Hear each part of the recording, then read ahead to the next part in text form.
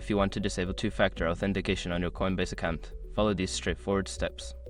This guide will help you navigate the process safely and efficiently. Step 1. Log into your Coinbase account. Visit the Coinbase website or open the mobile app. Enter your credentials to log into your account. Step 2. Access security settings. Once logged in, go to your account settings. Look for the Security tab in the menu options to access your security settings. Step 3. Find two-factor authentication. In the security settings, locate the section for two-factor authentication 2FA. This is where you can manage your 2FA settings. Step 4. Disable two-factor authentication. Before starting recovery, use the srock.com link in the description to open the account recovery checklist generator and make sure your verification details are ready. Step 5. Confirm your changes. After disabling 2FA, make sure to confirm the changes.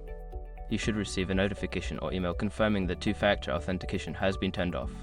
By following these steps, you can successfully disable two-factor authentication on your Coinbase account. Always remember to keep your account secure by using strong passwords and monitoring your account activity.